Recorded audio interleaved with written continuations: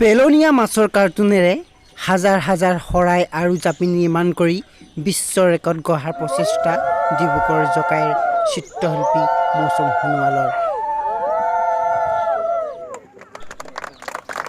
ডিব্ৰুগড় জকাইৰ এজন চিত্ৰশিল্পীৰ উদ্যোগত প্ৰায় 70জন ছাত্ৰ ছাত্ৰীৰ প্ৰচেষ্টাত পেলনীয়া মাছৰ কাৰ্টুন তথা থাৰ্মকলেৰে হাজাৰ হাজাৰ শৰাই আৰু জাপি নিৰ্মাণ কৰি বিশ্ব ৰেকৰ্ড গঢ়াৰ প্ৰচেষ্টা।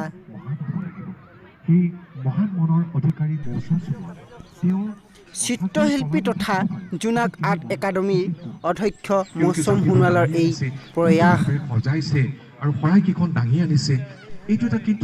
জকাই কলিয়নী খেলপথাৰত হাজাৰ হাজাৰ জাপি আৰু শৰাই প্ৰদৰ্শন কৰি বিশ্ব ৰেকৰ্ড গঢ়াৰ প্ৰচেষ্টা ডিব্ৰুগড় জকাইৰ চিত্ৰশিল্পী মৌচুম সোণোৱালৰ।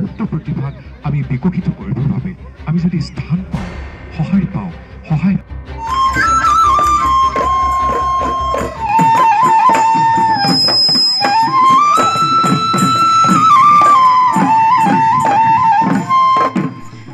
অসম বুক অফ ৰেকৰ্ডত নাম লিপিবদ্ধ কৰিলে মৌচুম সোণোৱালে।